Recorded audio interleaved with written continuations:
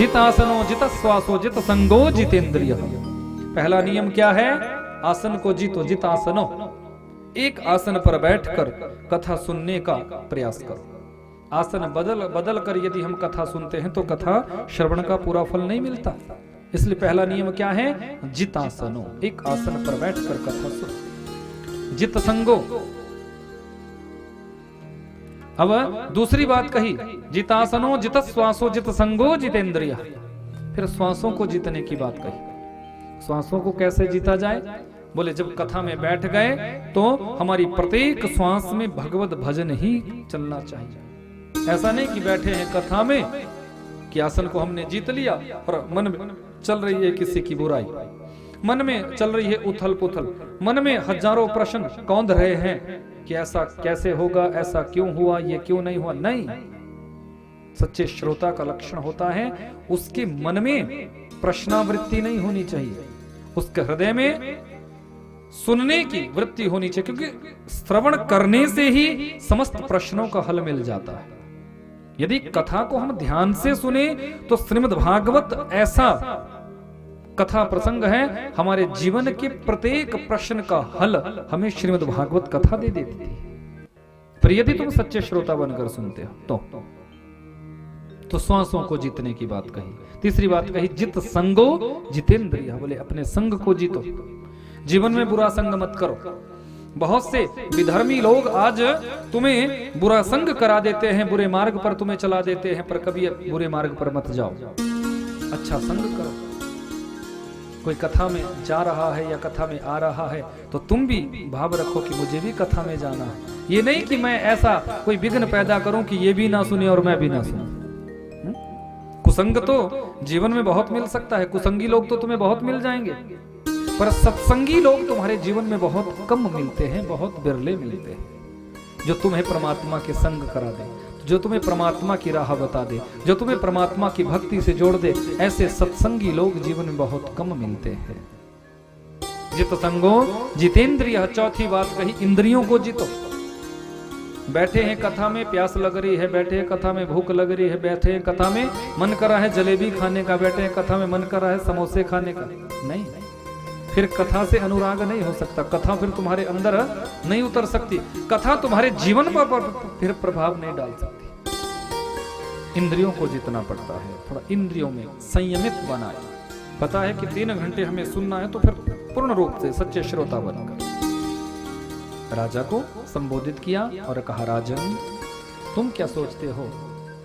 भगवान की बड़ी कृपा है, भगवान अपनी स्वेच्छा से इस संसार सृष्टि का निर्माण करते हैं। देखो, परमात्मा ने सृष्टि क्रम को बताया कि भगवान अपने भक्तों की भक्ति का दर्शन करते हैं और अपने भक्तों की भक्ति को देखकर नीचा नाम जाति हीना नाम, यदि कोई नीच से नीच भी है, जाति से भी हीन है, कुल से भी हीन है, तो उसके यहां भी यदि मैं भक्ति देखता हूं तो मुझे जाने में संकोच नहीं होता। कि जाति पाति पूछे नहीं कोई, हरि को भजे सो हरि का होय। भगवान कहते हैं जिसके अंदर मेरी भक्ति है, जिसके अंदर मेरे प्रतिभाव है, मैं उसके यहां जाता हूं, उसकी भक्ति को स्वीकार करता हूं। भक्ति के ही प्रतिफल में भगवान से हमारा नाता जुड़ता है। सुखदेव स्वामी कहते हैं, राजन एको हम बहुत श्यामा। भगवान की इच्छा होती है कि मैं एक से अनेक हो जाऊं। परमात्मा एक से अनेक हो जाते हैं क्योंकि भगवान ही अपनी स्वेच्छा से जल को उत्पन्न करते हैं। नार कहते हैं जल के लिए, अयन कहते हैं निवास स्थान के लिए। चारों ओर जल ही जल है, उसके बीच में शेष शैया पर जो शयन करते हैं वही तो नारायण है। परमात्मा की नाभि से एक कमल, कमल पर ब्रह्मा जी की सृष्टि। ब्रह्मा जी के 4 मुख है, चारों ओर देखते हैं, चारों ओर देख रहे हैं, पर जिसने पैदा किया उसको नहीं देख पा रहे। तो उसी समय त और प 2 वर्ण सुनाई दिए, मानो इन वर्णों ने ब्रह्मा जी को सचेत किया हो कि तुम तपस्या करो, साधना करो, तप करो, क्योंकि तप करने से ही भगवत साक्षात्कार होता है। बिना तपस्या से भगवत साक्षात्कार जीवन में नहीं हो सकता। ब्रह्मा जी ने हजारों वर्षों तक तपस्या की, तब नारायण महाप्रभु का दर्शन हुआ। प्रभु आपने मुझे उत्पन्न किया, आज्ञा करें मुझे क्या करना। नारायण महाप्रभु ने कहा, ब्रह्मदेव तुम सृष्टि का निर्माण करो। ब्रह्मा जी ने मानसिक सृष्टि उत्पन्न की है मन से। सनक सनंदन सनातन सनत कुमारों को उत्पन्न किया, सप्त ऋषियों को उत्पन्न किया। मानसिक सृष्टि करने के बाद ब्रह्मा जी ने मैथुनी सृष्टि करनी चाहिए। मैथुनी सृष्टि मनु और शत्रुपा इस संसार के आदि युगल जोड़ा है। इस संसार के सबसे प्रथम जोड़ा है मनु और शत्रुपा। यदि देखा जाए तो मनु और शत्रुपा की संतान होने से ही हम मानव कहलाए। हम सभी मनु और शत्रुपा की ही तो संतान है। आगे फिर हम संप्रदायों में बट जाते हैं, आगे फिर हम जाति पाति में बट जाते हैं, आगे फिर हम लोग दुनिया के कितने प्रपंचों में बंट जाते हैं, पर वास्तविक रूप से तो मनु और शत्रुपा की ही हम सभी संतान है। मानवों की सृष्टि मैथुनी सृष्टि, ब्रह्मदेव संसार की सृष्टि करते हैं। एक समय की बात है, सुखदेव जी कहते हैं, राजन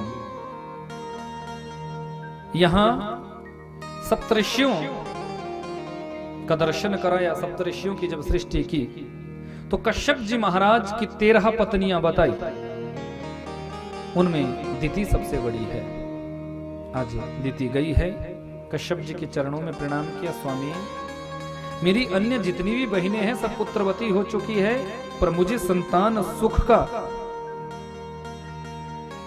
सुख नहीं मिला, मेरे अभी तक कोई संतान नहीं।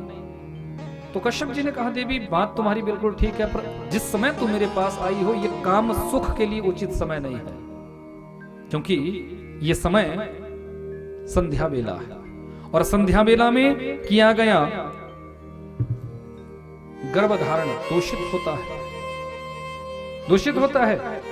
इस समय शिवगणों की छाया गर्भस्थ शिशु पर पड़ सकती है, जिससे गर्भ दूषित हो जाता है। संध्या बेला में 4 काम हमें कभी नहीं करने चाहिए। पहला, संध्या बेला में कभी भोजन मत करो। संध्या बेला में कभी सो मत। यदि तुम संध्या बेला में सोते हो तो तब भी तुम्हारा जीवन अस्त व्यस्त होता है। संध्या बेला में कभी अपने बच्चों को पढ़ाओ मत। अपने बच्चों को तुम भजन करवा सकते हो, मंत्र जपवा सकते हो, पूजा पाठ अपने बच्चों से तुम करवा सकते हो, पर संध्या बेला में कभी भी पढ़ना नहीं चाहिए। और चौथा, संध्या बेला में कभी देखो भोजन नहीं करना चाहिए, और संध्या बेला में कभी स्त्री संग या पुरुष संग जीवन में नहीं करना चाहिए। यदि कोई संध्या बेला में स्त्री संग या पुरुष संग करता है तो उससे भी दुष्ट संतान पैदा होती है। कामवेग इतना प्रदीप्त था कि आज दिति अपने आप को रोक नहीं सकी, और न करने पर भी आज दिति के दुराग्रह के आगे कश्यप जी झुक गया और शाप दे दिया, बोले जाओ, अनुचित समय में तुमने मुझसे गर्भ धारण करवाया है, इसलिए जाओ, तुम्हें 2 संतानें होंगी, पर दोनों दुष्ट होंगी, पापी होंगी, राक्षस होंगी। दिति चरणों में गिर गई, स्वामी मैंने श्रेष्ठ पुत्रों की याचना की थी, ये दुष्ट पुत्रों को लेकर मैं क्या करूंगा। कश्यप जी कहने लगे, देवी जैसा बीज हम वपन करते हैं फल तो हमें वैसा ही मिलता है। अब बीज का असर मैं कहां लेकर जा सकता हूं। जैसा बीज वपन किया है वैसा ही तुम्हें प्राप्त होगा, पर यदि तुम्हें अपनी भूल का पश्चाताप हुआ है तो जाओ, मैं इतना कर सकता हूं, संतानें तो तुम्हारी 2 ही होंगी और दोनों दुष्ट होंगी, राक्षस होंगी, पर इतनी शूरवीर होंगी, इतनी बलवान होंगी कि उनका उद्धार करने के लिए साक्षात नारायण को इस धरती पर अवतार लेना पड़ेगा। दिति ने सोचा कि यदि मेरे पुत्रों के निमित्त परमात्मा का अवतरण धरती पर होगा तो परमात्मा के साथ साथ मेरे पुत्रों की गाथा भी गाई जाएगी। आज दिति गर्भवती हुई है और हिरण्याक्ष और हिरण्यकशिपु को माता दिति ने जन्म दिया है। हिरण्याक्ष अभिमानी है, महावीर है, पराक्रमी है, बलशाली है, पर अपने बल का दुरुपयोग किया है। सोचा कुछ हटकर करो। गेंद की तरह पूरी पृथ्वी को उठाया और जाकर रसातल में छुपा दिया। रसातल में छुपाया। सृष्टि रसातल में गई है, रसातल में सृष्टि छुपी है। तो त्राही त्राही करने लगे धरती के जीव। देवता लोग दौड़कर ब्रह्मा जी के पास गए, हे ब्रह्मदेव आप ही कुछ करें। उस दुष्ट हिरण्याक्ष ने पृथ्वी को रसातल में छुपा दिया, सृष्टि को रसातल में छुपा दिया। ब्रह्मा जी ने कहा चिंता मत करो, मुझे भगवान का ध्यान करने दो। ब्रह्मा जी ने आंख बंद की, नारायण महाप्रभु का ध्यान किया और उसी समय ब्रह्मा जी को एक छींक आई है। नासिका से मलकण नीचे गिरा है, वही मलकण एक शुकर के रूप में परिणित हो गया है। वही शुकर विशाल रूप धारण कर लेता है, जिन्हें हम श्वेत शुकर बाराह कहते हैं। बोले बाराह भगवान की जय। मेरे बाराह भगवान का प्राकट। ब्रह्मा जी ने निवेदन किया, प्रभु जाकर उस पृथ्वी को स्वस्थान स्थापित करो। दुष्ट हिरण्याक्ष ने पृथ्वी को रसातल में मलकोटे में छुपा दिया। मेरे बाराह भगवान आए हैं, अपने नथुने पर, अपनी दाढ़ों पर पृथ्वी को उठाकर बाहर आ रहे हैं। अब यहां से उड़ते हुए आ रहे थे, पृथ्वी तो थी नहीं जो कोई चलता। यहां से उड़ते हुए आ रहे हैं संत नारद जी, और यहां से उड़ते हुए आ रहे हैं हिरण्याक्ष। आकाश मार्ग में दोनों इकट्ठे हुए। दैत्यराज क्या कर रहे हो? बोले मैंने तो पृथ्वी को रसातल में छुपा दिया, पर मैं ढूंढ रहा हूं कि कोई ऐसा वीर योद्धा मुझे मिले जो मेरे साथ युद्ध करे। मैं लड़ना चाहता हूं, मैं युद्ध करना चाहता हूं, पर ऐसा कोई वीर योद्धा है ही नहीं जो मेरी बराबरी कर सके। युद्ध करने की इच्छा से मेरी भुजाओं में खुजली हो रही है कई दिनों से। संत नारद जी संत हैं, ये लड़ते नहीं, पर कल्याण कैसे होगा ये मार्ग बताना जानते हैं। संतों का कार्य होता है कि जहां जीव का कल्याण हो वो मार्ग उसको बता दे। तो बोले सुनो हिरण्याक्ष, मैं तो तुमसे लड़ नहीं सकता क्योंकि लड़ना मुझे आता है नहीं, पर लड़ाना मुझे अच्छी तरह आता है। जाओ, जिस पृथ्वी को तुम रसातल में छुपा कर आए हो उसी पृथ्वी को एक शुकर बाहर निकाल कर आ रहा है। जाओ और उनसे लड़ो, युद्ध करो। तुम्हारे भुजाओं की खुजली ऐसे मिटेगी कि जीवन में दोबारा खुजली होगी ही नहीं। हिरण्याक्ष आया है, भगवान के सामने खड़ा हो गया। अरे हे ईश्वर जड़ बुद्धि, मेरे द्वारा छुपाई गई पृथ्वी को बाहर निकालने वाले तुम कौन हो? भगवान बोले नहीं, भगवान ने अपना मार्ग बदल लिया। पर दुष्ट तो दुष्ट होते हैं, बार बार सामने खड़े हो गए। मैं बार बार तुमसे कहना चाहता हूं कि मेरे द्वारा छुपाई गई पृथ्वी को बाहर निकालने वाले तुम कौन हो, और ये कृत्य तुम क्यों कर रहे हो? जब 2-4 बार ऐसा कहा तो भगवान ने सोचा मुझे उद्धार करना चाहिए इसका। मुष्टिका का एक प्रहार इसके वक्षस्थल पर किया है और वही रुधिर वमन करता हुआ धड़ाम से ये नीचे गिर पड़ा है। बोले बाराह भगवान की जय। हिरण्याक्ष का उद्धार भगवान ने। हिरण्याक्ष रूपी अभिमान का तो भगवान ने इसको तो नष्ट कर दिया, पर पृथ्वी के अंदर अभिमान रूपी हिरण्याक्ष उत्पन्न हो गया, अहंकार रूपी हिरण्याक्ष उत्पन्न हो गया। पृथ्वी सोचने लगी देखो भगवान का भी मेरे बिना काम नहीं चला, मेरे बिना परमात्मा का भी कोई काम नहीं चला। मैं जरा सी रसातल में क्या गई, देखो इनको शुकर बनना पड़ा, शुगर बनना पड़ा। मेरे परात्पर प्रभु विचार करते हैं कि अब पृथ्वी के अंदर जो जनित अहंकार रूपी हिरण्याक्ष है उसका भी मुझे वध करना पड़ेगा, उसको भी नष्ट करना पड़ेगा। तो जैसे ही पृथ्वी को ले जा रहे थे उसी समय श्रीधाम वृंदावन का दर्शन कराया। वृंदावन का दर्शन, बड़ी सुंदर पवित्र यमुना नदी का प्रवाह, पक्षियों का कलरव, कोयल कूकू कर रही है, मोर मिहू मिहू कर रहे हैं, भंवरे गुंजन कर रहे हैं। बड़ा सुंदर वृंदावन का जब दर्शन कराया है तो देवी पृथ्वी सशंकित हुई। प्रभु मैं तो आपके दाढ़ों पर हूं, फिर ये भूभाग कहां से आ गया, पृथ्वी का टुकड़ा कहां से आ गया? भगवान कहते हैं देवी पृथ्वी ये तुम्हारा हिस्सा नहीं, तुम्हारा भाग नहीं, ये मेरी कृति है, ये मेरा निवास स्थान गोलोक धाम का भाग है। बंधु ये सत्य है कि श्रीधाम वृंदावन धरती की कोई धरती का भाग नहीं है, पृथ्वी का भाग नहीं। क्योंकि 3.5 करोड़ तीर्थों का वर्णन स्कंद महापुराण में आया है, पर उन 3.5 करोड़ तीर्थों में कहीं भी श्रीधाम वृंदावन का वर्णन नहीं है, क्योंकि धरती का तीर्थ ये है ही नहीं। ये तो मेरे गोलोक धाम का भाग है।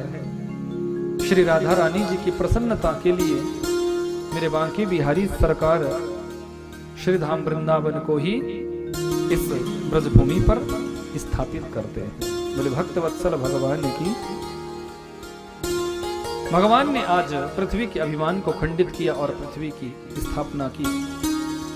जोर से भगवान ने अपने शरीर को झाड़ा और यत्र तत्र पृथ्वी के किन्हीं किन्हीं क्षेत्रों में, किन्हीं किन्हीं भागों में भगवान के रोमकूप गिरे हैं, जिससे कुशा का निर्माण हुआ है, जिस कुशा से ब्राह्मण लोग आप सभी का पवित्रीकरण करते हैं। ये कुशा कहां से उत्पन्न हुई? मेरे 12 भगवान के रोमकूपों से, मेरे 12 भगवान के बालों से।